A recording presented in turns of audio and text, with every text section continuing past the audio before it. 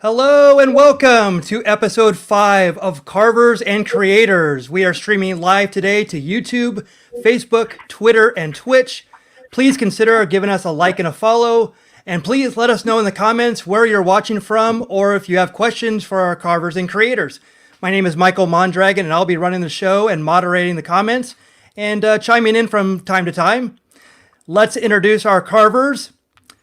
He was a finalist on Halloween Wars 2019 on the Food Network. He just celebrated a milestone birthday last Tuesday. He is from Tucson, Arizona, where it is a cool 107 degrees. Welcome, Matt Harper. How are you doing today, Matt? Great. Thank you, Mickey. This is great. Hey, Paul. Hey, what's up, buddy? And a happy birthday to you. Happy birthday. All right. Yeah. 40 years young. Exactly. And next up is carving out of Boston, Massachusetts, winner of 2019's Outrageous Pumpkins on the Food Network, Paul Dever. How hot is it there, Paul? It's not that hot. It's the humidity. Oh, yes. We cooled down after the big storm, which I guess is a good lead-in for what's going on tonight. Yeah. So we were going to have a guest. Our guest carver is a self-taught artist based in Long Beach, New York. Here's some pictures from him from Halloween Wars on the Food Network. He's a sculptor, carver, carpenter. Lenny Calvin would have been here right now. But a big storm in New York has his power out. Am I correct? Which storm is it? Yeah, Mickey, I looked it up. It's called Isaias, I guess. I'm in Arizona, so I'm furthest thing away from it like you are. But yeah, it looks like it just passed you, huh, Paul? Yeah, we got some wind, a couple trees down, nothing crazy. New York really got hit hard, so Lenny and his family are all right. I talked to Lenny. He was hoping to join us, but he has no internet connection and his phone's about to die. So in the event that he gets power back, he will join us, but we are going to reschedule Lenny for the 27th, tentatively. So we're going to get him on here. He's excited to join us. We got to get that power back on for him, you know? Yeah, we're hoping that it'll join us. But if, in the case he doesn't, we will definitely have him rescheduled for the 27th. I was showing some of his work. I mean, he's amazing. I love going through his portfolio and a lot of the pictures that he had. I mean, there's some stuff in here that's like, it just boggles my mind. Like, where you would even start with some of this stuff. And he has other sculptures as well. But we will definitely talk about this if he comes on. We'll definitely reference it. He's, and is this something that you guys do? Do you guys make multicolored pumpkins, or is this very unique to what his style is? Yeah, Lenny's in a small club that is really good. He's just a well-rounded artist, and he can apply, he can airbrush a pumpkin like nobody's business. I've never even attempted it. I'm a snob when it comes to the paint, but probably because I'm not really good at it. So. But Lenny's amazing at it. So. Yeah, I've done it a couple of times, Mickey, but it's I'd rather not paint it personally. But there are certainly times and even shows that kind of recommend that you paint your pumpkin, which is good. But yeah, I've done it a couple of times, but not to that level, and certainly not on a regular basis. Yeah, and here's more of the traditional, like I see that you guys do. The detail is amazing, and just the creativity. And then seeing all this, like, how intricate this is, like you would think this is on a 3D printer, it's like, that's how intricate it is. Definitely using a lot of other techniques here. But then when he was showing these, I mean, he's going to show some of these as well. There's some of this intricate, what kind of clay did he say that he used, Matt, for this? It was a special kind of clay? Yeah, it's called monster clay. So it's a wax base clay, or it's kind of got a waxy feel to it, and you heat it up to get it soft enough to be pliable, and then you can use your clay tools like we're using today, and we all have been using, to shape a little bit more of a hardened surface. But the best part of it is it doesn't crack, it doesn't dry out, you don't have to cover it like a normal clay sculpture would. So it's a really cool medium, and you can get extremely good detail, and a lot of people will take it right from there to casting. Yeah, like that. That might be scary. Yeah. It's Matt, insane. Have you worked with it before, Matt? Monster clay? Yeah, I have a block of it. I got, for some reason, just wasn't thinking, and I ordered soft, and it's I think what I really need to do is get a firm. What happens when you're using the soft version? It kind of melts with your fingertips, the heat of your hands. Where the other, it's it holds the form a lot more. But so I've never really dove into it the way. I mean, this is just insanely good. Lenny's just a master. So when it comes to like getting all this kind of detail, I still that's in my bucket list. Yeah, Lenora got me some for Christmas. It was on my wish list, and so I got something. I can actually show you. I started, but that ADD kicks in pretty rapidly when you lose interest in something. Yeah. But I worked on it for a couple of separate sessions, and now it's on a shelf because I'm pretty much done with it. But ooh, wow. Okay. Wow. All right, you're off to a good start. Yeah, yeah. Maybe I can see a couple refinements that you could put in there. Are you kidding me, Paul? That's insane. Awesome, That's Paul, fantastic. Like me. Paul, where'd you get that form that he's on? That big plastic gray form. Well, everything that I get when it comes to sculpting, like materials and stuff, comes from Monster Maker. Monstermaker.com, and they have that board actually has the extruded plastic face on it. You can fill the back with water, so you can really place it. It comes with a tripod. So I was able to work on it like right in front of me, and it wouldn't move. Oh, that's great. And is it just like a blank face? Yeah, it's pretty generic. I like to ungeneric it. Is that a word? Yeah, the only clay I've done, and I can grab it in a minute now that we know. We're just going to be kind of paying homage to Lenny at this point because his stuff is so great. But it's just air dry clay, and I just struggle with it. One of the biggest things, and Paul, you have the same brain I do. I have a hardest time going from nothing to something, and so I would just take these giant lumps and just sit there and stare at them until I could say, okay, that could be a chin, that could be a nose, whatever, and then I sculpt around that. So I've done a few that way, but it's just air dry clay, so it ends up cracking and not looking that great. So anyway, I just have such a tough time with clay. Yeah, I feel the same way. We were so used to working subtractive.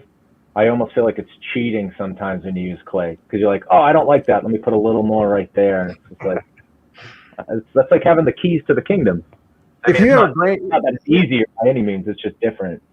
And if you have a brain that can think both ways, like Lenny does, when it comes to being able to be subtractive and have that just like be good at it, and then be able to turn around and let's just make a dragon looking over his shoulder and like, huh?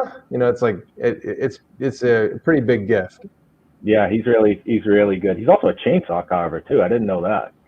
Wow. He just does it all. You know what? I'll bet he can juggle too. Chainsaws. He can do everything. He's awesome. Except for put power back on. He can't get power back on. Yeah. Well, he needs to use those chainsaws right now to go saw down whatever knocked his power out. God. So. Right. The only thing he's using right now is gas powered. But that reminds me, I'm going to tell him he needs to get a generator so that he can get his internet up and running. So he can get off for the next storm. Well, so that leads me into the next thing. How about we do a toast to Lenny now that we know he's all right? He's going to get power back. We're going to get him on the show. But for tonight, it's the three of us. And that's enough for me, boys. Right on. Absolutely. Wait, let's do a reveal one at a time because I know you have some very special beer there, Mickey. Yeah. Oh, Mickey, you go first. Yes, I was gifted 4 beers from Treehouse Brewing in what city in Massachusetts? Charlton, Massachusetts. And this is the Julius India Pale Ale. It is 6.6 ABV. I'm not sure of the IBU, but I cannot wait to have this. This is my first Treehouse beer, and I've heard nothing but great things about it. And so you and I are going with Massachusetts beer right here. Even though I'm in California, I'm having an East Coast beer, so I'm all about it. Yes. And I am going to go with a daily serving from Trillium Brewery in Waltham, Massachusetts, and Canton, Massachusetts, and Boston, Massachusetts. And this is a Berliner Weiss. It's a blackberry, currant, blackberry, and boysenberry. Oh, sounds glorious. It looks like grape juice. It tastes like grape juice. And after 3 or 4, you realize it's not grape juice. Well, I'm going to represent the West Coast, or at least a little bit closer to it. I'm going to be going with a banquet beer. Made famous by Smokey and the Bandit. That is a good one. And it's a little short bottle, so I'm sure it won't last long. You're living the high life. Yeah, and this is something ABV 123. It's got beer in it. Well, cheers to Lenny. We hopefully he can jump in, but if not, we will see him soon. And so let's start out with you, Matt. Like, what are you carving? Hey, hang on! Don't cheer. You can't do the cheers without at least taking a sip. All right. Oh, come on. Is that the way this works? That's how it works. All right. Oh my God, Paul! That looks like you're drinking grape juice. Or blood. Or blood. Either that or motor oil. It's all three of those things. It's delicious. Oh my gosh, that's awesome. You know, this, for those of you that don't know, I do a craft beer and baseball channel, beer baseball blog on YouTube.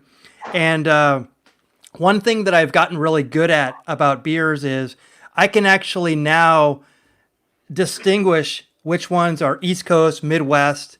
This smells like an East Coast beer. Really? Yeah. You're developing a palate, Mickey. That's totally. You're becoming a connoisseur. Yes. I'm becoming a big snob when it comes to craft beer. You literally can smell God's country. The East Coast. Well, cheers, Lenny.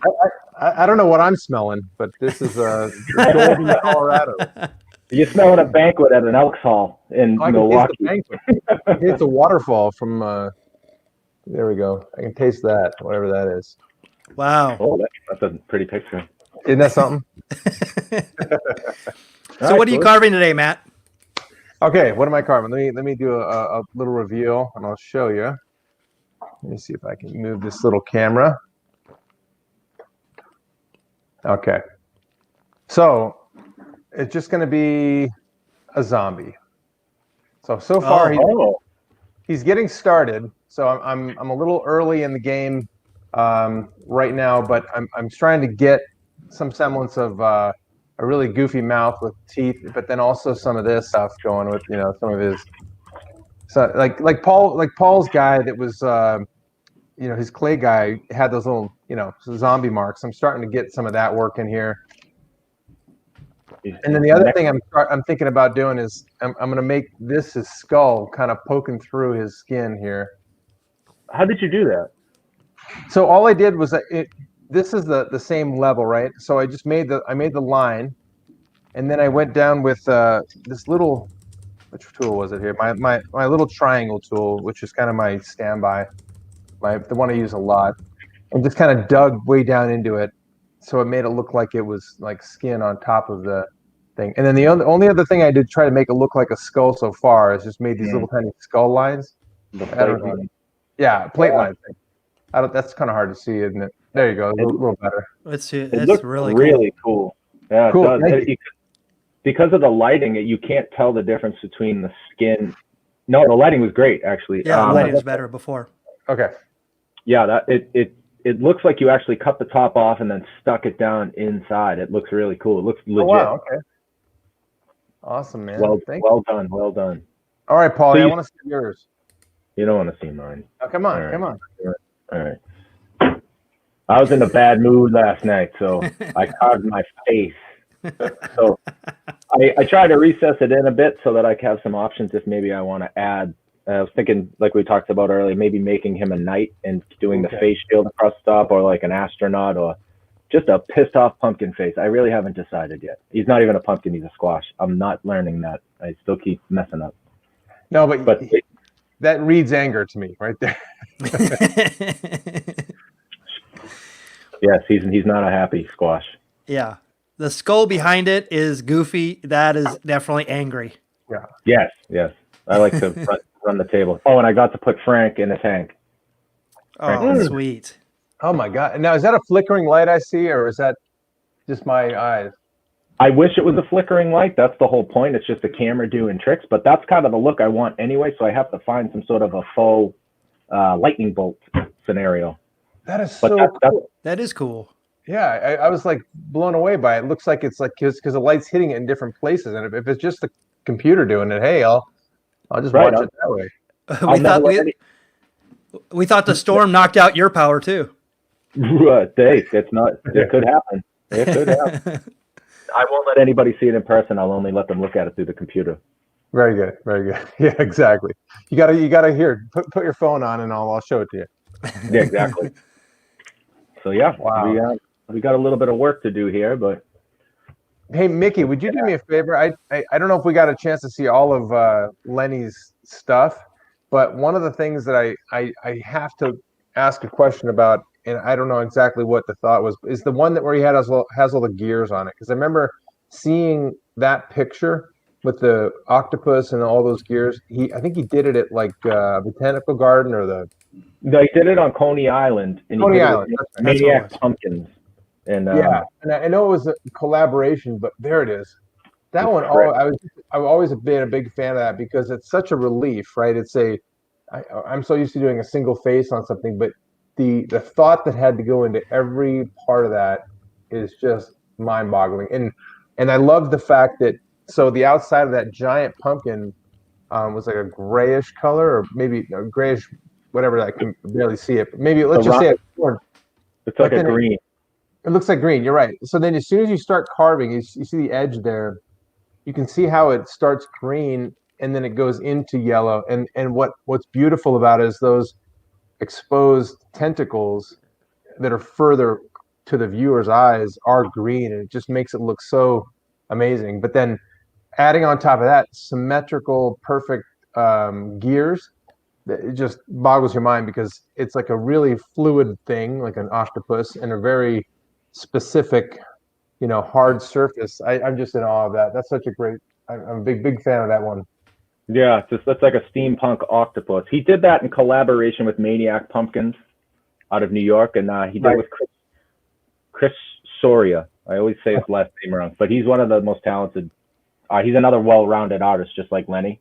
And so Chris Soria and Mark Evan are the two men that run that insane Maniac Pumpkins out of New York. They're just the best. Yeah. Maybe someday we can get Lenny to help get us a couple of those guys on too, because I would just love to tap their brain as to what goes into walking through, making something like that. I mean, clearly drawing it up, but then you get 3 different hands carving something that big, and to get it all right like that is just is wild to me. Talent, just raw talent, man. They're just the best. So that was going to be my question. We talked about planning stuff out. I mean, this one had to be planned out. This was not something that you would just improv on because it's too perfect. Yeah. Or do you think that they winged it? I mean, are they that good? Well, I think they had a game plan. I did see some photos, and there's some video online of them actually working on it. And they definitely drew their design out as a collaboration. They both kind of worked on what they were going to do. Okay. So, and the other one with the hand coming up from the bottom that's one of my favorite ones I think I've ever seen. And it has the tree on the side, and there's a haunted house, and and pictures don't do that stuff justice. That from experience. Right. And this picture is amazing. So imagine what it looked like in person. Yeah. And how big is it?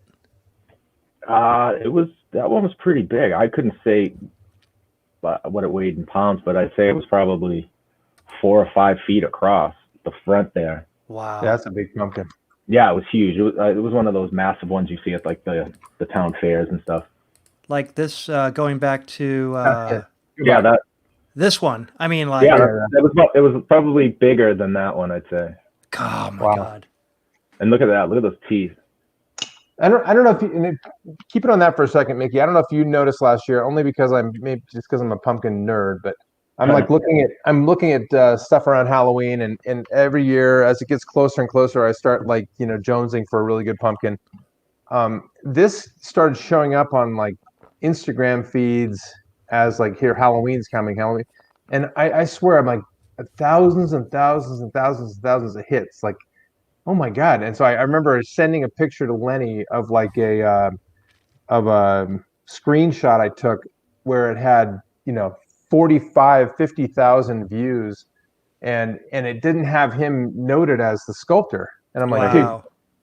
dude, you better go sue everybody. Everyone needs to know your name. This thing. Saul Rosenberg, sue everybody. Sue them all. Saul Rosenberg. We go walk on the beach, stepping on clams. I actually got to meet the Jerky Boys. What? Yeah. Stop it. Another random story for you. Are you gonna have a reveal like this on every show? If you say useless like pop culture knowledge about like the most like despicably awesome comedy, yeah. I don't know what you guys had for music stores, but around here we had Strawberries Music. I remember that.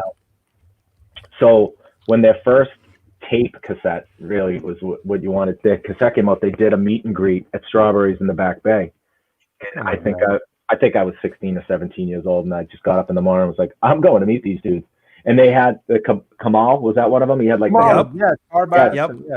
both had the bandana, so you couldn't see who they were, and sunglasses. But they went up, and I still have the signed tape cassette. Wow! He said, "Hey, sweet tits," like. Wow, oh, I'm so jealous because so I had the bootleg tapes, which I played for Matt in the early days. Yes, saw their ascension because I worked for a record store, so their whole ascension of them being on a label and stuff like that. And then I saw the Jerky Boys movie in a movie theater with literally nobody in it except for me.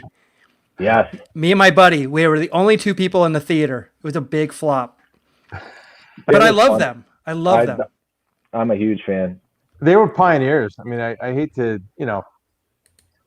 I got to admit, when I first listened, Mickey, when you gave me that tape and I played it for my roommates and we sat crying. I mean, yes. I remember tears streaming down my face going, the ability for someone to do it. And just a little aside, Mickey and I were notorious crank callers growing up.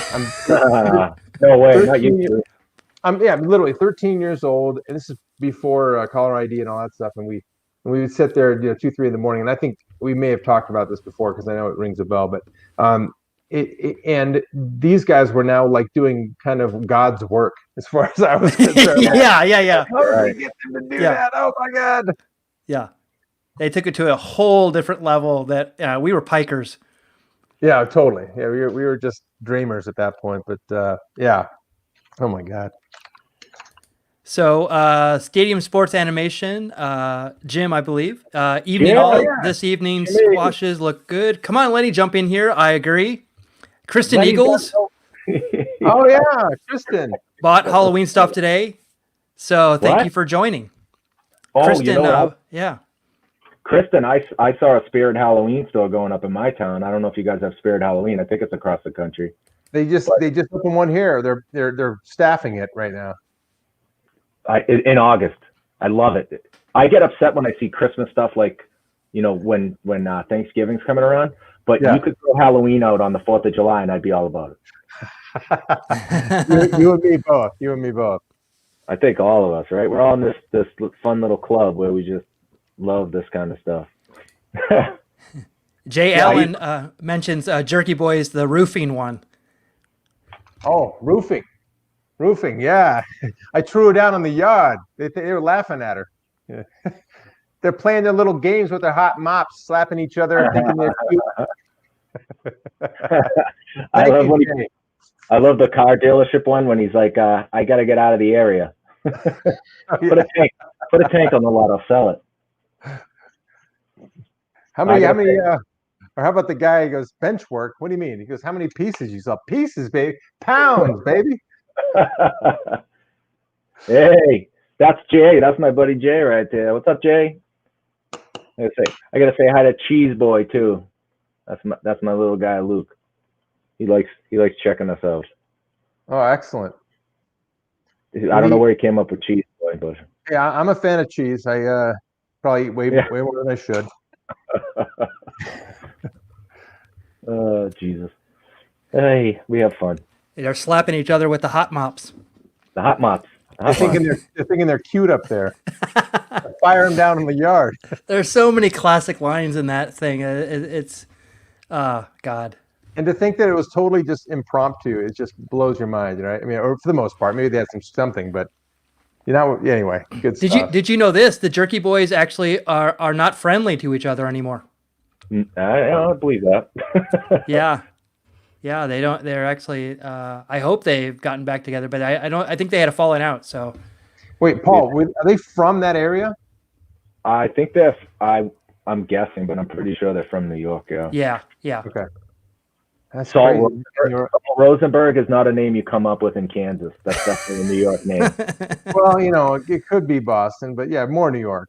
I think it's New York. Yeah, because I first heard them on, I think, Howard Stern, maybe.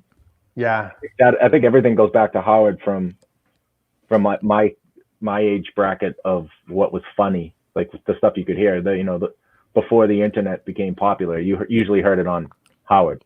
Yeah. Yeah. They had Jerky Boys, and then they also had the Touchtone Terrorists. I don't know if you've ever heard of them. Oh yeah. Yeah, that's Red's Bar and stuff, right? Is that guy? Let's see. Is that a different one? That might be another one. I know exactly what you're talking about. Let's see. I'm trying to think. Like, they called up Red and. And that's what. Gosh. And by the way, that Red calling the bar and saying, "Hey, I want to see Amanda." What's the last name? Amanda Hug and Kiss. Right. And the guy would get off the phone and go, "Is there Amanda Hug and Kiss back there?" right. And everybody in the background. And that was parodied on The Simpsons. That's what Bart would do. Yeah, I was going to say, that's what he'd do to Mo. Well, that's Mo. Yeah, exactly. Okay. See, it all comes back. Yeah. If you go back, did you guys ever jump in on the underclassmen in the yearbook? Senior year, there was always the thing. You would go to picture day, and the underclassmen are in the back of the yearbook. But so the seniors, one by one, we would sneak down and just kind of walk in, and you give them your name, and it would be like, Haywood, yeah, John Newbitchikoff.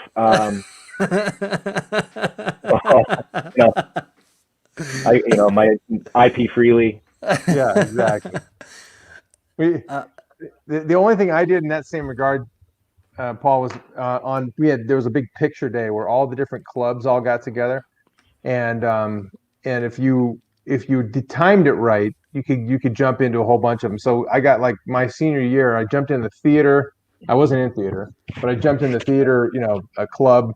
I jumped in Keat Club and the Speech Club, and all of them I'm in the back, like with my other buddy around. We're looking at each other, going, tongues out, And the best part, I was showing my girls the yearbook the other day, and the best part is, like, my name's there. So as far as the world's concerned, I was in Keat Club. All right, because I was in the picture. You were a drama major. Right. Oh, that's great. That's so funny. Mickey, so what's your review? What's your review of Treehouse? Let's hear it. Now that you've had a couple of sips. I mean, I can understand why when I saw that picture of all those palettes that you got of this, I understand why. It is excellent. So, like, did you? I saw that palette, but did you get that whole palette of? I'm sorry, the whole dolly of beer, or did you only get a couple of these? We ended up at my household. We got 3 cases. Okay. And a friend of mine bought 2 cases, and then I got a couple cases for a fellow at work. So yeah, we looked like we had a drinking problem when we left. I gotcha. So that was collectively between a couple people. Yes, it's. Yeah, because when I first saw that picture, I'm just like, holy cow, this guy is a serious Treehouse fan. And but I see why. It's really as I see, it has like peach, mango, passion fruit, a lot of citrus in it. This is so good, so good. It's for a double IPA. It's a pretty easy drinker. Yeah, that's very surprising. It's a double. So double IPA, does that mean a whole lot more hops? Is that kind of makes your mouth squeeze shut kind of taste? I'm not a beer. It can. I mean, the hoppier that it, like my girlfriend is what's considered a super taster, so she tastes like all these. It's like too much, but there's like a single IPA is usually like in my wheelhouse. Double is starting to push it, but there's a kind of a crossing of a border depending on how much hops and the different types of hops. But triple, you're just gonna it's all hops.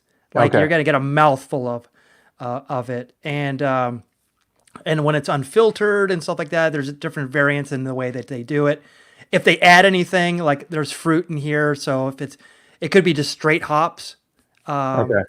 Yeah, so there's a lot. I'm learning a lot more about this. Just I've definitely jumped head into the deep end, as it were, with this. So but this one is it's when you say drinkable, this is exactly it. It's hoppy, but it's still drinkable. Yes. It's very, very drinkable. Yeah. And where did you happen to get that, Mickey? I happened to get a care package from Mr. Paul Dever, along with a Dever custom shirt. And if you tune in next Tuesday to the Beer Baseball Blogcast, you will see some other beers that he sent me, and I will feature them on the show, courtesy of Mr. Paul Dever. Awesome, thanks. I don't think I'm supposed to be shipping those, but thanks. Well, I mean, I got them from the brewery. They sent them to me, and I had to show my ID and everything. I sent you the recipe, and you brewed it yourself. There you go. There you The go. empty can. The empty And can. I just happen to have some cans here because I'm a collector. Exactly. Hey, Yeah. I gotta ask a question. I saw Jim Beals on, only because I'm interested, and I know the guy tends to. If you guys have watched other episodes of this show, you've been able to see Jim and his in what he's capable of as well. I would just be curious to know just if he could chat us up with what he's been up to lately. He sent me a couple pictures of stuff recently of other carvings he's done, but this guy goes and does 3D printing. He does ZBrush art and all this other stuff as well. I mean, he's kind of a master of many. So if you're out there, brother, give us a little chat up and let us know what you've been doing too, just because we got we as much as we want Lenny to be here, we're glad you're here too, because you're a alum at this point, and we just love to hear from you, brother. I agree. Well said. There's too much going on in the background. It's making my camera blurry. Yeah. Focusing on everyone else. Yeah. Focusing on everyone else. There you go. There you go. That's clear. Nice. That's super Yeah, I clear. can't. Don't move. That's fine. All right, good. And right. Nice and close. That damn facial recognition, it finds all the fake face in the background. Mickey, Jim says, I'd like to represent the Porters this evening. He's having a Founders. Whoa. Founders Brewing. Nice. You guys fond of Porters too? I do. Not this time of year, but it's more of a winter beer for me. Yep. Yeah. I always call them go to sleep beers. So if it's one Dessert that, beer. yeah. Yeah, I have a friend who loves porters, but yeah, I can usually if I just have at the end of drinking some other stuff, like literally it's my my go to sleep beer. I call that's the 9 beers before. You have that one for the actual bedtime beer. Okay. Yeah.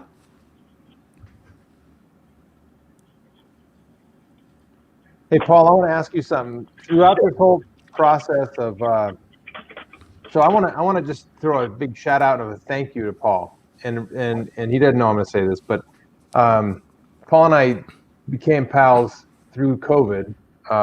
Luckily, neither of us have it, and we never get it. But because of all this quarantine stuff, we started talking and kind of created the show and everything we've done. But I've gotten more practice in the last 3 months than I almost contend it's as many carvings as I do during a Halloween, pumpkin season. So I'm ecstatic about the progress. I just wanted to ask Paul, in the time that we've started, have you noticed a change or maybe a growth in your artistic ability just because of the sheer practice? That's a good question. I'm probably going to have a smart ass answer. Please do. Please do.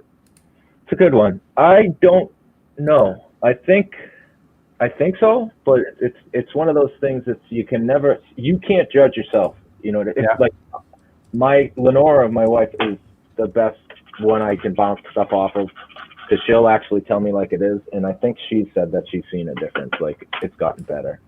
But I always think I need to get much better. Yeah. You know, so the next one that I do, I'll go back a couple weeks, but I'll say, you know, at the time I'll be like, oh, I like it. And then I'll go back a couple weeks later and be like, I need to get better than that. Like, that's middle of the road, in my opinion, for me. But who knows what the threshold. Well, let me ask you this, because what I've found in this time is that I can start. I used to be notorious. You know, I did it on TV, but if I get upset about something I'm not doing right, I'll toss it. And I've gotten so much better at taking something that was a mistake, or what I think it was a mistake, seeing through it artistically, and then just making something new. Are you having those kind of things too happen, where it's not perfect, but you have confidence now, maybe if you didn't or you did, but that you can work through it? I've gotten a little bit better with not taking my ball and going home, if that's what you're getting at. Okay, good. Yeah, exactly. You know, there have been a million where I've just halfway through taken the sharpest tool I have, put it through the front, and I'm like, what am I doing? I've lost it. Whatever I have, lost it. I've got what's my inspiration here? Yeah. Okay. We're the same, because I've been thinking a lot of the same things lately. Just a really happy that we've had this forum and just kind of had each other to bounce this stuff off of, and I mean, and be able to talk through carving, because I can't tell you how many. I mean, I'd say 90% of the ones I've done in my past have all been silent, where I'm just like staring at it in my own head, working through something. But finally, you know, I'm now doing it where I'm talking to Mickey, talking to you, talking to great other carvers and amazing artists, and it's humbling. But yeah, it's a really cool new, I don't know, what do we call that? It's cool. Experience? There we go. No, I agree, man, and thank you. Same back at you, because if we didn't have that interaction that night on Instagram, we'd both still be carving in quiet and just reading comments back from, you know, whoever's watching us on the Instagram. So, all right, it's also forced me in many ways to find inspiration. I know you've told me before that, you know, you've gotten stuck. You've called me and said, I don't know what I'm going to do. Like, I don't have any ideas right now. And it forces you to find inspiration. And that actually makes the moments when you have actual inspiration that much better. Like when you look forward to a specific thing, like you get something in your head. Yeah. It does for me. I'll get real excited about every now and again, something will pop in my head and it's like, oh, I have to go carve that. And then other nights it's like, I don't know what to do. And that forces you to be creative. Yep. I want to carve. It's just like, I don't know what to carve. That's funny you say that. Does one thing stick out in your mind when you're carving or you're about to carve? That I'll give you the example. Last week, when I was thinking of, I wanted to do a guy with glasses, so that was kind of leading the charge, and then it morphed into the guy I made. I think that was last week. It's all blur. But this week, I was like, I wanted to have a zombie that had his brain showing. This is a skull. And it's kind of changed since I made that original, thought. And I just really wanted to have this kind of like dead face with an open head and brain showing originally, but it changed into something else. But so I guess my point is, I had one thought, and it was really like a severed skull or a part of the skull on a zombie. I don't know. Does one thing like that lead to what you're going to carve, other than your mood yesterday? Yes, both things apply equally. Like you said, if you can have, like, over my experience from carving, I never can get one specific thing into my head. I'll get an expression. It's always been about mood, right? So yesterday I was a little moody. So now you're getting this guy. Maybe if I'm in a really happy mood, then you'll see a lot of teeth and a smile, but from there, it's usually whatever the carve is. Sometimes I'll be carving something and say, that to me looks like a zombie, or this to me could be Frankenstein, or, you know what I mean? I like to keep it free flowing so that if you do make a mistake, however minor it is, you can look at it, step back and say, well, now I can do this. This is where it's going to go. Yeah. And that's what you just described makes what Lenny Calvin does so amazing to me because he wants to do, and he'll talk about this when he comes on, either today or another time. He wants to do like these a group of Marvel characters, just their faces from their nose to their chin. Wow. And he did it. He showed us one that was really, I mean, immediately recognizable. I mean, just like, wow, okay.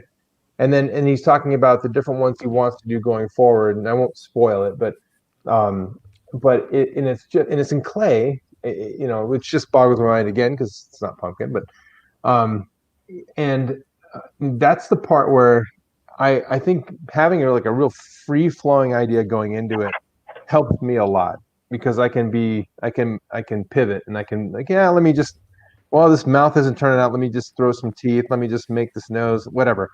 But if I'm trying to do someone that is known, like a Marvel character, Right. I think I would sit and have a panic attack because I don't know if I could do a spot on, you know, version of you know, the Hulk or something like that. It would just be my dumb. Anyway, I don't want to be critical of myself, but I just know it would be a big challenge for me. Well, you've got to live in the discomfort, right? Isn't that what art is? If you ever get comfortable, wrap it up. You know, you should always enjoy it, but at the same time be trying to push to somewhere where you haven't gone before. Like the success is in the unknown, right? If you're afraid to take chances or, you know, mess something up, you're going to get stuck doing the same thing over and over again because you know how to do it. You got to get in your comfort zone. Sort of like my camera is in a comfort zone of focusing behind the friggin' sculpture. Jesus, that's amazing. There you go. Ah, look at it went right back. It loves your skull. It does. Yeah, it can't get away from that. It thinks it's a person. Poke his eyes out. He thinks he's people. He thinks he's people. Turn it around. Maybe that'll help. Negative. There's a dog running around the air ducts. So yeah, I love when people give advice of you should always be trying to be a little uncomfortable. Like you should never be 100% happy with something that you're doing. Yeah. Because then you're just gonna get stuck. You know, so like when I'm finished with this, I'm sure it'll be chicken food tomorrow morning. Yeah, a lot of my stuff becomes chicken food. I've got neighbors that have chickens, so right there with you. Yeah, I always think that art is like it's a superhero like power, like it's either a blessing or a curse. And I think for an artist, it's both. It's something that you can do that you're like one of my things about art that I can do. I can't imagine like. I think what I do, like in Photoshop or Illustrator or, you know, any of these graphic design programs or just doing all this stuff, it's like, it's easy. And when people see what I actually do, I actually had to do a demonstration once for my team. I do UI UX work, and they were amazed at what I do. What is UI UX? I'm sorry. Oh, I'm sorry. It's user interface, user experience. So just think of like when you're on your phone, the graphics, and then the experience that you're doing it, and the flow, and all that stuff.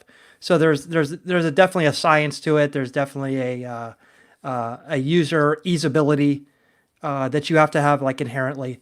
So when people like on the development team or the editorial team or anything like that, like that to me, I was like, I would never want to do like editorial, just writing words all day. You have to like craft different things to make everybody kind of understand everything. That would be work to me. But when I do all this artwork, it's really easy for me to kind of figure out. And like I say, like art is like solving a problem. So I have this pumpkin, like you guys. What am I going to do with it? I'm just solving problems every minute. Like, what am I going to do with this eye? What am I going to do with this? Right. So it's just constant that. And it's like, eventually you make what is your own informed decisions about where it should go. So when people saw the things that I did, I was amazed that they were amazed about it. Like, I'm just like, this is easy to me. Only because of my experience and what I've done and just my inherent, like just this curiosity about it. So this is something that I'm sure we don't even know, like, is it, do we have a low or do we have a high of this? You know, it's like, and the great thing about it is we always think that we have low. So we're always striving for higher. Like, what is something else that we could do? What is something? And then when we see somebody else do something, we're like, oh my God, like I'm not even close. That's why it's, there's a lot of people that have very little talent that think they have a whole bunch of talent. And they'll tell you, oh my God, I'm so good at this. And I'm just like, well, and that's, but I think the great artists are like, think that they haven't even achieved anything yet. And they have like 40, 50-year careers. Like, what?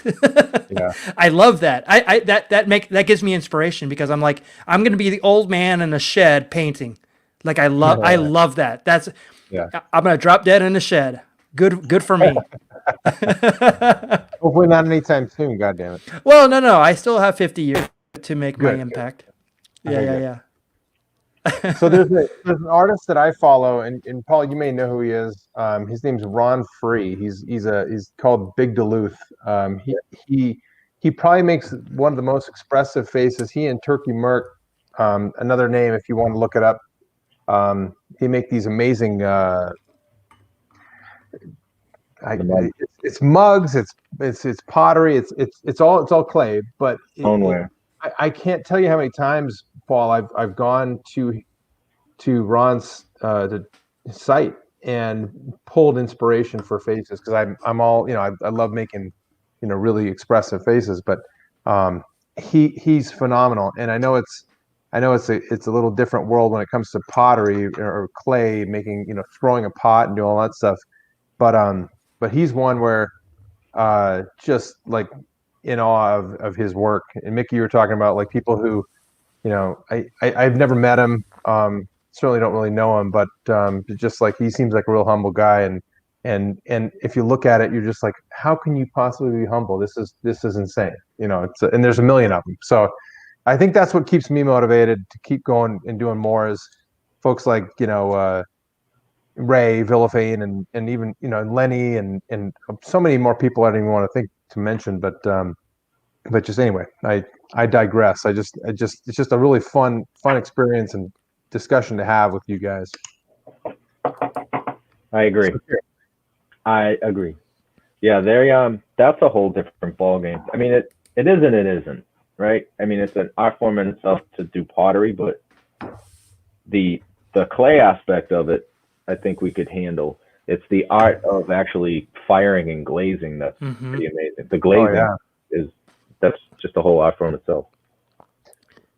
Yeah, we get away with trying to make a realistic eye or something like that, or a wrinkle, but those guys got to actually have it be permanent and you know, come through the kiln without exploding and still look beautiful. So that's it's awesome. Yeah, it can still change after you get it out of the kiln. So dealing with that part of it. I'm glazing my butternut squash right now. There you go.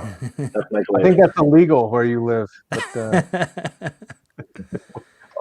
only if you get caught. Hey, Matt, I wanted to make a reference to kind of your cheek there. Great. I wanted to show you something that I felt it was an inspiration. If you watch the Cleveland show, there's actually it's Cleveland's old baseball coach that had it wore through because he had chewing tobacco. So it actually, you can actually see his teeth, and that's what it reminds me of. Yeah, this guy was a huge chewer. He did a lot of Copenhagen in early days. That's when I first saw it, I had to make reference to that. Thank you. Good reference. I remember a fun day when I was in 8th grade, and we walked to a fair near my house, and I had a big chaw of Copenhagen that's spread all over my mouth and all over my teeth. I remember getting to the fair at Madison 1 when I grew up, and sitting down on this little berm. I could see the whole thing, and way off in the distance, all the people are having a great time playing carnival games and just doing a cakewalk. I'm throwing up, turning green. It's great. That's how good I am at chewing tobacco. It was Copenhagen. It was Copenhagen. Yeah, Oh my I went God! for the At least best. it wasn't Red Man or anything like that. The string chew. Yeah, the plug. No, this I think I would have probably done better there because at least it's a big mass. This is just like you might as well just put a handful of sand in your mouth. It was just like it was everywhere. I had a friend whose grandmother used to do snuff. What?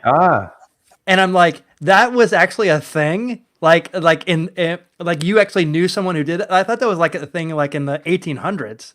I was gonna say 1700s. He was pretty old, Mickey. Come on. I couldn't believe it. Like that was like revealing to me. Yeah. So speaking of Ron Freeze, so he does these really tall cylindrical things and beautiful sculptures of faces. So I was starting to get inspiration because last week I had this monstrous, like 2 foot tall banana squash. Now look it up if you don't know what it is, because I didn't know what it was. It's a big giant squash and it's relatively thick. So I started on it and I was going to make these.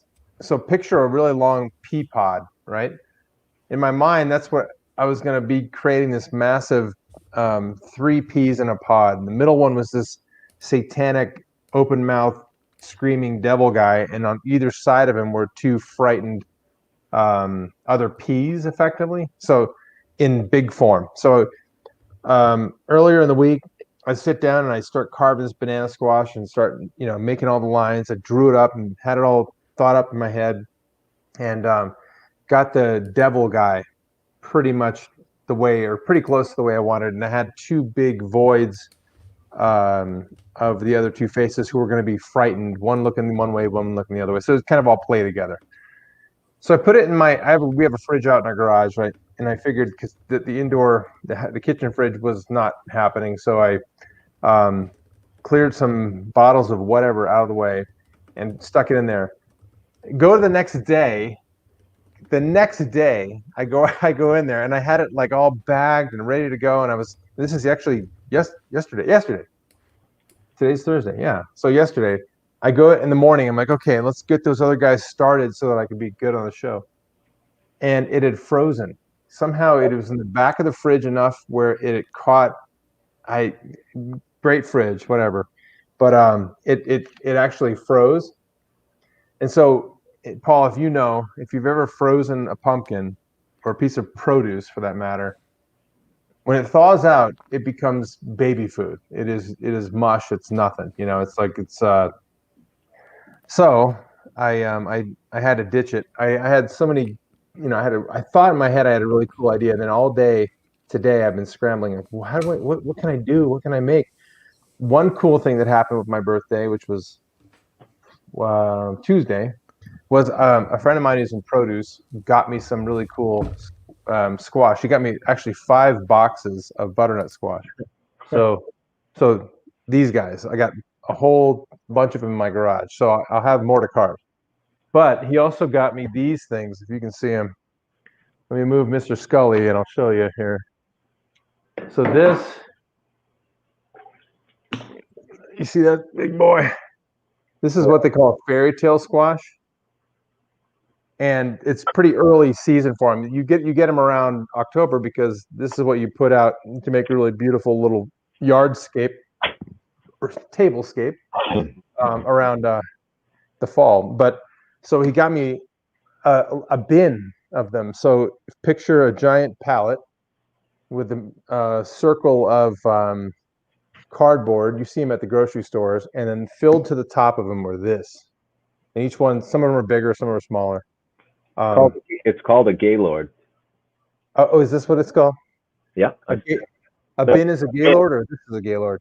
A bin of vegetables, I think it's called a gaylord.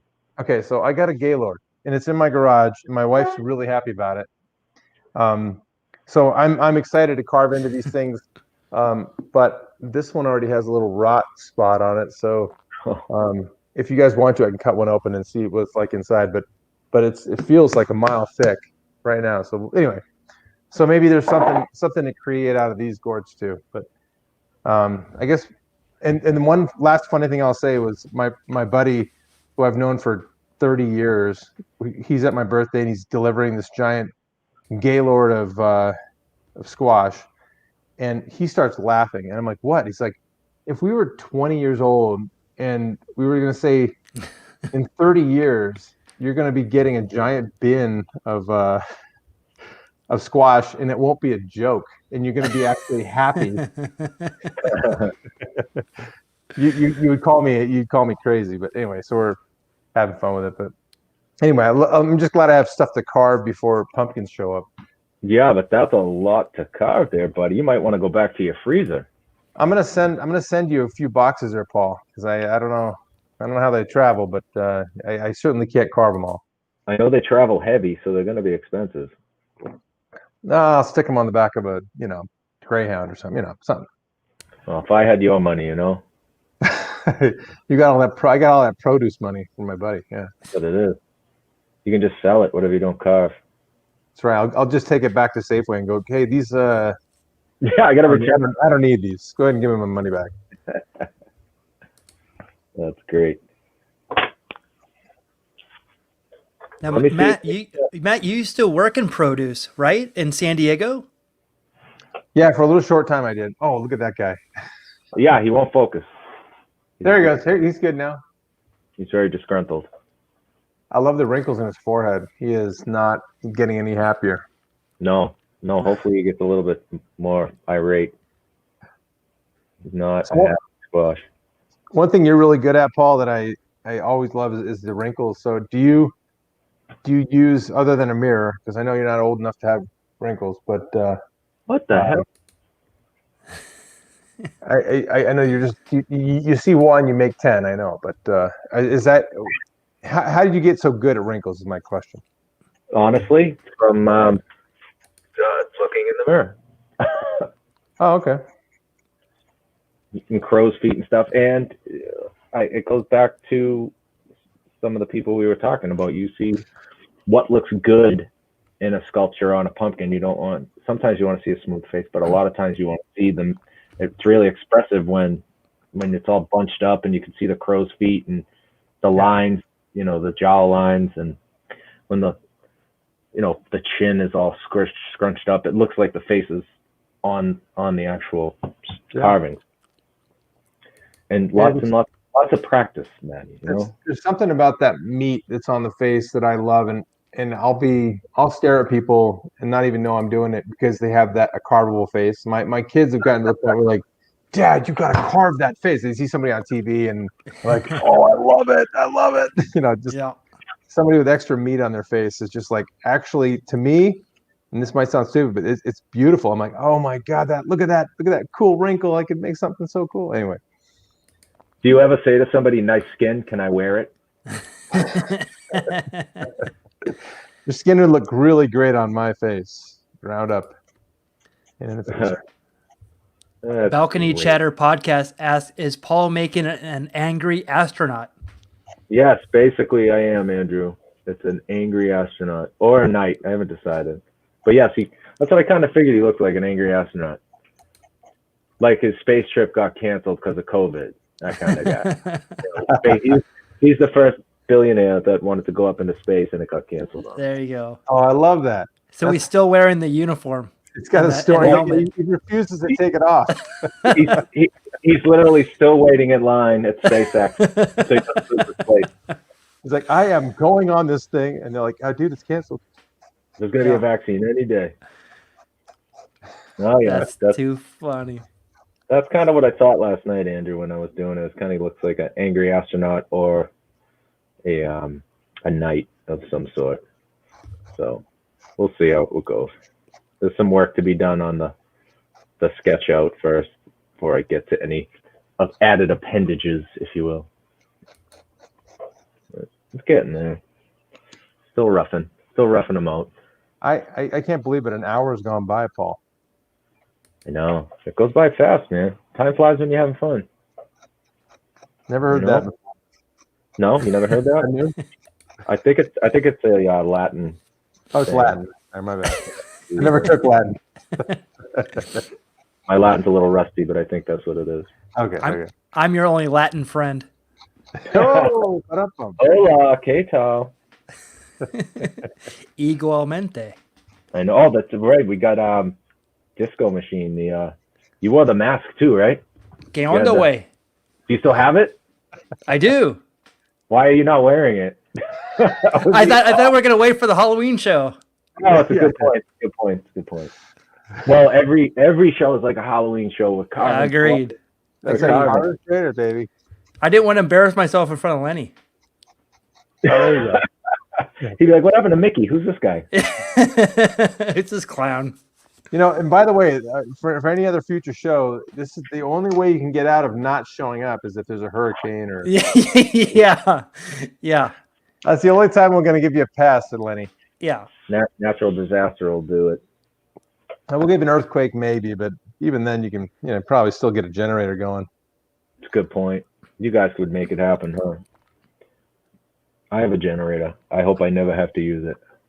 By the way, we got a generator, and you know what it's for? It's not for any natural disaster. Well, I mean, technically it would be. We actually got one for the fires. We have a lot of fires in California. Wow, and it knocks power up? Or do they shut it down? Yeah, they shut down the power because, so we had to have a backup generator. So it's like a big deal. Wow. Yep. I've had more fires here. I moved here to Los Angeles in 1997. There was more fires here than when I lived in Arizona for 27 years, basically. Yeah. They were waiting for you to get there. Right. Totally. Or you're the devil, one or the other. Exactly. You brought them with you. Yes. Yeah, that doesn't seem appealing to me. Something about 106 degrees and the place is constantly on fire seems a little dangerous. I think I'm safer on the East Coast. Hell. And then and you never lose. Yeah. Yep. That's hell. Paul, what do you think of on my guy? Do I do pupils? Do I leave them kind of milky, or what? I mean, I can do kind of some. I mean, he's starting to kind of take shape, but I got more work to do. But what do you think for? Oh, let me start by saying I love the undercuts. The undercuts are great on that. Yeah. Okay. I would do pupils. Okay. Or even knock one eye out, but I know you put a lot of work into the eyes. But no, it's. I don't think you need to make. Maybe a little shallower so they're lighter, but I wouldn't take away from putting any light or anything into them. It looks cool, man. That cheek is dynamite. Oh, his the jaw and okay. Yeah, okay. It's making me. Thank you. All right. Sick to my stomach. It's well done. Well, I'll tell you, having a fresher squash makes such a big difference because you can really. I mean, it's not. It doesn't get mealy for so long. I mean, that's what all you're working on is depth, and if you can get like some really good, cool carving in there and not break through. That's all you're ever working on. So I swear to God, when pumpkins come around, if they don't have a really thick top part that is totally solid, I'm going to be a little bit bummed. Oh, I told you, I'm going to break through like the first 3 pumpkins I get. I'm going to miss it. Right. No, or that I'll go somewhere to carve and I'll be like, I only do butternut squash now. Sorry. Changed up the game plan. Yeah, we're going to go 10 small ones instead of 1 big one. How's that? I don't know. The small ones are taking me just as long as the big ones these days. I'm with you. In orders are just taking our time now. I feel like before I did put a time limit on everything. I would run out of creative juices 2.5 hours in, where it was just like, well, how long are you really going to work on this thing? But now and I think it helps because we're hanging out and talking. If you have an environment that's like we have our own little small community here, and Mickey, you could attest to this. Time flies when you're hanging out doing something you like to do. Oh, heck yeah. Yeah. So I don't even. There's no time limit put on this. I will definitely not finish this completely tonight, almost on purpose, so that I can get after it. I can think about it tomorrow throughout the day and figure out how I want to finish it. Yeah. I'll do all the detailing tonight, and then tonight's where I'll probably make the decision of, is he going to get a like a knight's face mask, or am I going to leave him like the spaceman and just kind of maybe do some trim around here to really sell the helmet, or just feed him to the chickens? You know, Yeah. There's decisions to be made here. So let me throw this question out. Distractions, Facebook, kids, life, work. How does this is just an hour and a half where you guys have just, you're going to carve. It must be really easy. It's almost like listening to headphones and listening to music while you do all this stuff and having zero distractions. How much do distractions weigh into what you're doing? You want to go first, Matt? Yeah, for me, distractions, like when it comes to like things that get in the way of me carving, I cannot tell you how thankful I am to not have many right now. Again, today, right, COVID, right? You never know what tomorrow's going to bring. But for me, my wife, my kids, they know now. I looked on Instagram. I think I have 300 something plus carvings on there of some sort or another, and it just and I think what I've taught my family over time is that Daddy needs his little carving time, so he doesn't go postal on the I don't know. Again, I'm not so but yeah, and so I think I'm lucky in that I don't really have a whole lot of distractions, and I can wear headphones, put on some good music, and then be in my own head, my own space for the few hours it takes to do this. So luckily, I'm in a pretty good spot. I don't know about you, Paul. Yeah, no, I got the same thing. I have a really, Jesus Christmas, I have a supportive cast around me for my family, and they allow me to do this without distraction. Lenora will actually, bring me down a fresh drink if I need one. Oh, that's fantastic. Or the kids will come down and kind of peek in the background just to see how I'm making out. Yeah. I still haven't got. They won't carve one though yet. That's kind of it's almost like my oldest son Adam doesn't like the pressure. If that makes sense, you know what I mean? I know why that is. My son won't do any artwork around me. He's intimidated by how good you are. He's trying to live up to what you're doing, and he can't do it. Yeah. And I always say, like, I just want you to just do it. It's fun. It's like I want to see what you make, and I think that might be the case. I'd say that's definitely the case. But it's like saying I don't want to go for a bike ride because you can ride a wheelie. And I know. That's what I can't get them to understand that, wrap their head around that. That's funny. The bike ride, that is the best part of it. Yeah. My son is super good at art too, so I'm trying to encourage that, but I have to find more creative ways to encourage it. I think that just comes with time, honestly. I hate being forced into things too, or when somebody's like, try it, you'll like it. And you're like, just because you said that, I'm not going to like it. I'll tell you. Yeah, so he's a chip off the old block when it comes to that. Oh, yeah. So definitely has it. I've seen some of the stuff he's drawn, and he'll figure it out. I think he'll really be good at it. It's just that he's got to get over that whole trying not to live up. Well, you're not living up to anything. Now, he would go and take a class with somebody that's probably 10 times better than me and be okay with it. But I think because it's me, I'm in the house, he thinks I'm going to kind of critique it. When actually, I just wanted to sit there for 4.5 hours and waste time carving the fruit. Right. And that day will come. Trust me. It will. How old is he, Paul? 11. 11. Okay. Oh, yeah, plenty of time. Oh, yeah. Yeah, I told him he's got till Wednesday. Well, hey, deadlines, baby. That's it. Halloween's coming, man. I told him. We got to get in the booth. I'm coming out of the booth. Coming out of the booth. I'm coming out of the booth. You're going in the booth.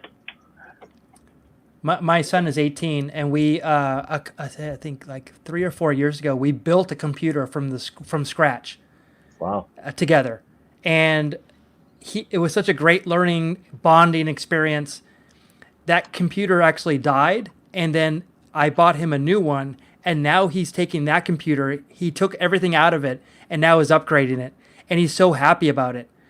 So one of the things that I encouraged him to do was to use his creativity, use his brain power, solve problems, and make all this stuff. And he's loving it. And I think that he's really, he understands it a lot better now. I said, like, you could do this for a living. You can upgrade computers, build servers, because he knows how to build servers because he did Minecraft. He would watch people on YouTube build servers. I'm like, what are you talking about? So just like we did when we were kids. Yeah, we said, oh my God. Remember we used to watch on YouTube people doing prank calls, Matt? And then we wanted to do prank calls? And then we build servers? I'm like, you can build a career on doing that because it's a skill. So yeah, and I think that his artistic ability is going to help him in the future. I just didn't think he knew how to wrap his head around it. So again, your son has a lot of room, like what, 8 years? Not 7 or 8 years? Yeah, oh yeah. He it's one of those things, you know how it is. And I'm the same way too, where my inspiration comes and goes. This has been a blessing, what we're doing right now, because I have a constant outlet for it and a friend that is into the same exact thing. And that's hard to find. Like, I like golf, but none of the guys I golf with like to carve squash. You know, Wait a minute, what? Yeah. No, all your friends like that golf, carve squash? All of them. That's all I do. All right, I'm moving to Arizona. Golf and hang? Yeah, no. Yeah, no, zero. There's no zero. golfing in Arizona, is there? Not anymore. just pumpkin carving. That's it. That's all we do. The heat burned all the golf courses down. Exactly. We caught them on fire. So Jim actually called me out. So if intimidation is a non-factor, why don't you have a squash Mondragon? Hell yeah, Jim. Okay, I will make you this promise right now. You made this promise before. I have my tools, but I have to get something to carve on. I will make that inroad. 100%. Did you hear me? I said 5 boxes of squash. I know. We'll get on my bike and we'll ride them over. It's only 500 miles in between us, so. Still, I mean, I'll go at night when it's not so hot. Wow, Jimmy called you out. I love it. I know. That's the artist competitiveness. I love it. And you got to push yourself. I mean, like Paul, you talked about it. It's like if I were to go and try to get to do something with clay or God knows, another medium, it would be a big departure for me. And but it's that learning, that push to do something else that ends up making you better. So. Right, you can pleasantly surprise yourself sometimes. I mean, if you go in with no expectations, what's the worst that happens? If you go in thinking you're going to be disappointed with the results, you're going to be disappointed with the results. Yeah. If you just go in to have fun and try and learn something, you're going to have a good time with it. Yeah. Mm-hmm. For the most part. I started getting so close. I was just sitting here having fun with you guys, and about right here, I'm about to pop through. So it's starting to change color to light. And so I'm like, God, please. And I'm just completely out of my own mind, just like talking, having fun. Didn't even think to stop carving there. And I'm just like peeling it away. Pretty soon I'll have a giant void. I guess that's not bad in a zombie. That could work. No, you wanted to. Most other ones I don't want to pop through. You're not going to pop through. And if you do, it's a zombie, so you're just seeing inside the zombie. Exactly. It just says jaw broke or something. That's all. That's all. Normally, I would say what apparently I say all the time, which is happy accident, but Lenore reminded me I say happy accident too much. and then I realized I actually do. I probably said it like 3 times at work today. Well, it's my like happy accident, like a happy accident, like. So Paul, do you have something that someone else says that just drives you up a wall? Because I've got a few. What sayings? Yeah. So again, so this recently just I almost like punched a TV. When you watch any Food Network show or any cooking show or anything like that, or even a lot of like ones where they talk about anything art related and they talk about making it pop. Ah, I almost jump up and start throwing my arms at whatever is near me. I'm like making it pop, or that just. And then the other thing that most recently just got me is, okay, I'm a small way. I love like fast cars and stuff like that. So every now and then I'll watch like stupid car shows, and usually it's these guys making ridiculous, like no one should ever drive that kind of car, but it's kind of cool looking thing. And they constantly say, now that's what I was saying. Not that's what I'm saying. that's what I'm talking about. That's what I'm talking about. Like any of that stuff, like both I'm make it pop, or that's what I'm talking about, or about yeah, I'm about ready to jump up and punch the TV. Well, now I know a bunch of catchphrases to get under Matt's skin. I have a great one. So I've worked with a lot of clients in my long career. And so dealing with clients, a client's vision of what their project is, and they're very close. It's close to the heart to them. I get that. And I've had to come to grips with that. So I'm doing this one project for someone, and I do it to the best of my ability, and I turn it in because I know that it's going to come back. It's going to be changes, all that stuff. That's acceptable. The one thing that they said to me was, I will never forget, because it's such a great, it's not even English, by the way. I'm not sure if it's English. They wanted me to, quote, amp up the premiumness. Whoa. Premium? Never heard that. Amp up the premiumness. I will never forget it. The other one was, I was doing a branding project for a nonprofit. And it was kind of like this. It had a giraffe in it, so they wanted to make it cute, but not endearing. What? Exactly. Yeah, I know what's endearing giraffe. So is that cute but killable?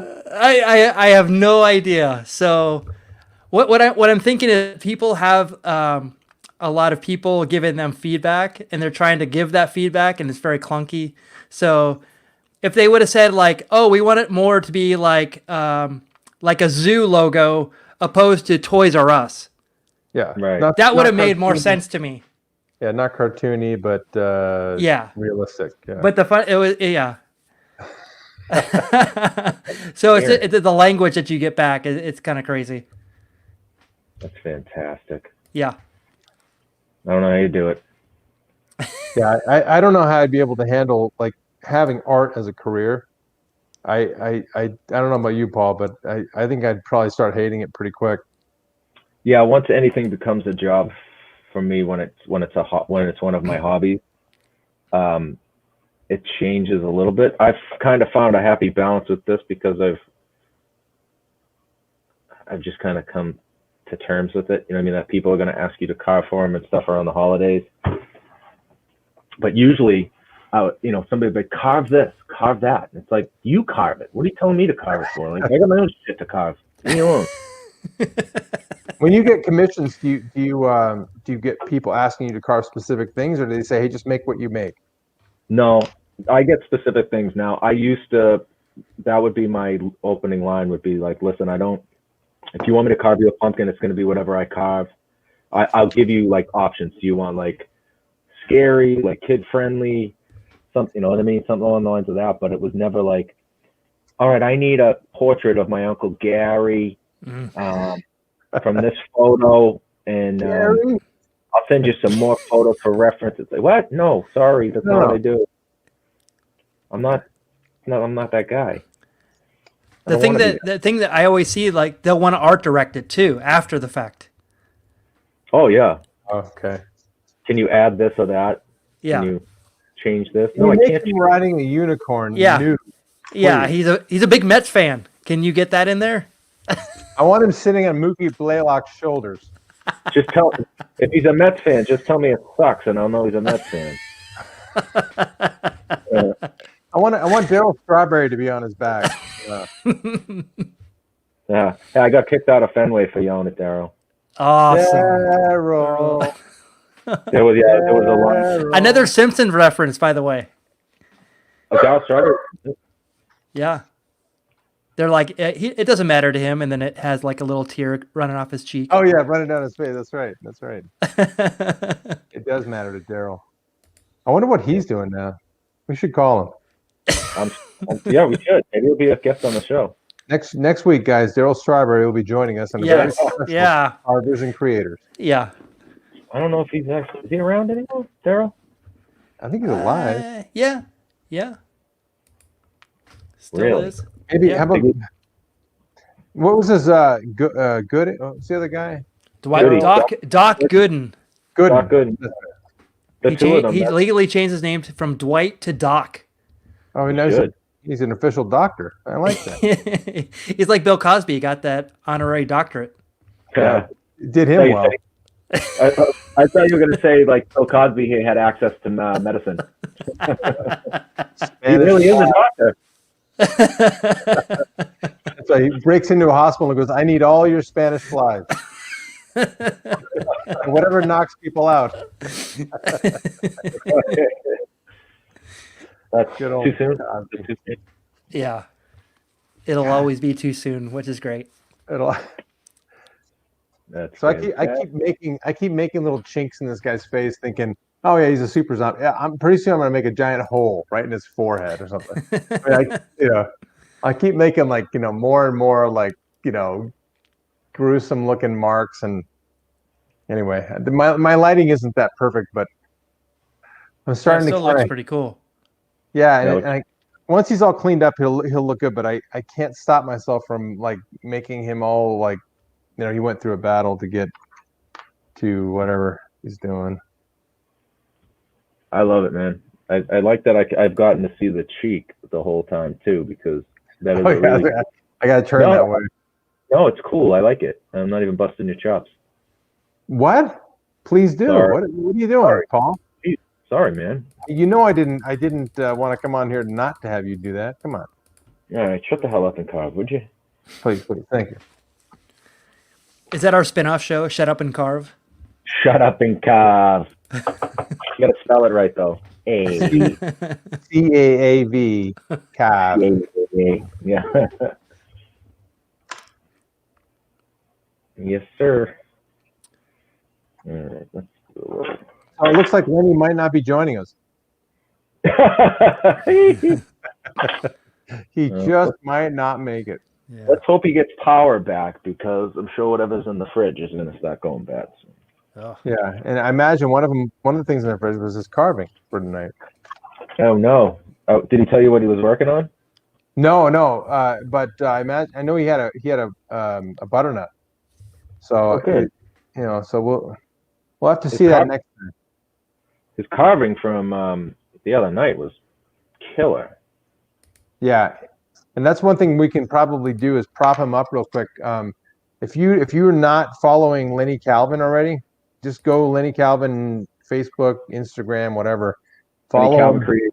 Yep. Lenny Calvin Creators. Thank you. Yeah. Yep. He because it's so much beyond just pumpkins. I'm kind of a slave to a lot of produce myself, but he has, as Mickey showed us. Mickey, I don't know, maybe you want to, in our final minutes, maybe you want to quick run through his portfolio again, because I'm just in awe of the stuff he does, like all the clay.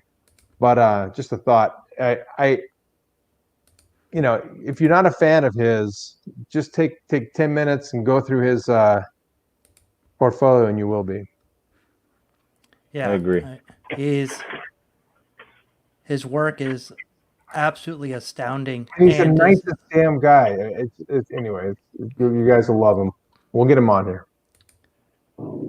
Yeah, this was really interesting. The ears and the lips and the nose that he was doing. Yeah, those are studies. Yeah. Yeah, I mean, just cool. like for future reference, a lot of the super insane detail. I mean, look at that. That's just like so well thought out. Do we have one of the shots like the beginning? What is it, Paul? Do we have carving from last night by chance?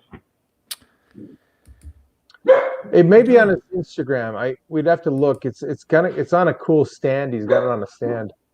Yeah, Yeah. I see. You know what? I've been meaning to do that too. His work off of a stand, and he beat It's me really to cool it. because like the way that he had it positioned, he could just turn it around at any point and show you what he's working on, but still have his face showing. So I'm anxious to find out how he does that, because is it mounted? I guess it probably is mounted. Yes, it's he's got a piece of cast iron pipe with a brace. Focus. Jesus. Man. No, not Karen. oh.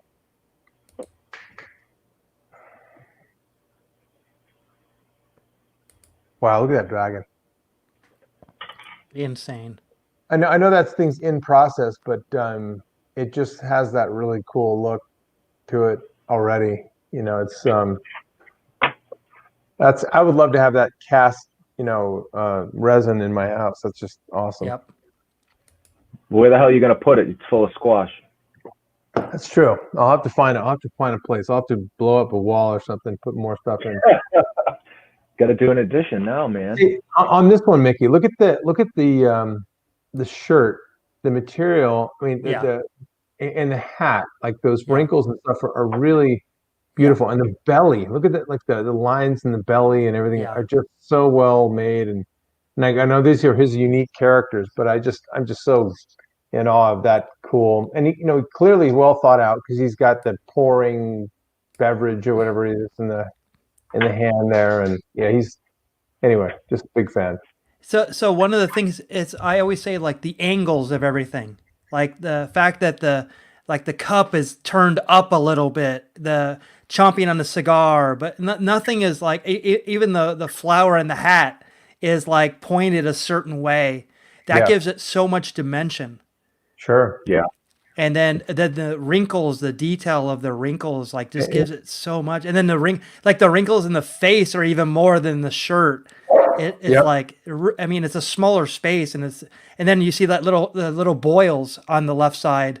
You know, that attention to detail is so fantastic. In the box that he's got below him with like ooze dripping off of it and stuff like it's just beautiful. It's just like it's so fun to just kind of be a part of. And again, once the hurricane passes, we're getting him on. We're gonna have him talk about that too. Yeah. Yes. So why don't we plug next week's show real quick? So next week will be on a very special night. We're going to air on a Wednesday to accommodate some things that I have going on, and we have a pretty amazing guest.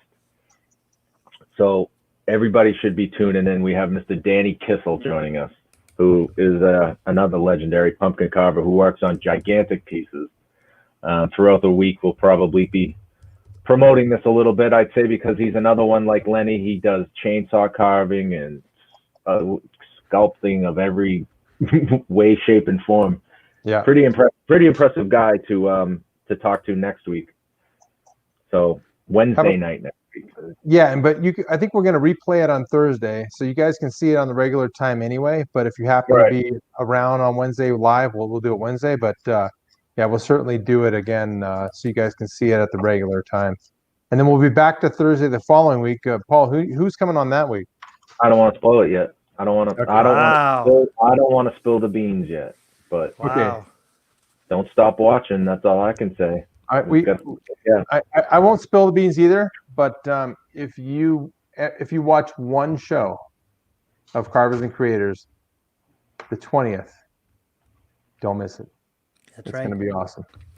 I thought you were just going to like kind of spill the beans. It rhymes with. No. It's just watch on the 20th. That's all I gotta. I won't do any more. Don't sell yourself short. Watch every single Thursday that you can, man. Yeah. And if you can't catch it live, then you check it out on the YouTube replay. And think about live forever. A lot of people are telling me too, Paul, is that and Mickey, that people watch it after not live, sometimes not live. Sure, yeah. And they sit there and have it in the background and just are able to watch it while they're cooking or while they're hanging out or just as a and that's so cool to me, because I'm like, I would do that too. I would find some really cool show and do the same thing. And I'm just pleased that people are finding the fun in this and doing the same thing. Hey, I love that you have John Davis up there again. Yeah, I'm glad you pointed that out. And as a perfectionist, I know that you'd point that out. But it's actually Yep. Lenny Calvin Creations is the the Instagram of Lenny. So we definitely want you to do it. Also, Just John Davis, check him out. I mean, he was our guest last week. So yeah, a good friend of the show, obviously. So and please follow, like, subscribe, tell a friend. We're trying to grow. We've done really great, and we've our progress has been outstanding and way above what we thought it would be. So let us know, like, what you like, what you'd like to see, and maybe some themes that you'd like to throw out there. We'd love to hear from you. We're on Twitter, Facebook, Instagram, and YouTube. And we also are on Twitch. If anybody watches Twitch, it's more of a gaming platform, but we're trying to make a presence there as well. So with that, we will be back Wednesday, right? Wednesday night. Wednesday night. Let me make sure that I have the correct date. That'll be the 12th. It'll be 4 p.m. Pacific Daylight Time and 7 on Eastern. So thank you so much. We're hoping that Lenny is okay, and we will definitely confirm that he's okay. And we talked to him right before this show, and it seemed like everything was good. Just he wasn't able to jump on. He wants to come on the 27th, so we will find room in the schedule for Lenny because he's a pretty great guy, and he's a super guest to have on. So. Well, we look forward to it. And now the dogs have told us it is time to shut down.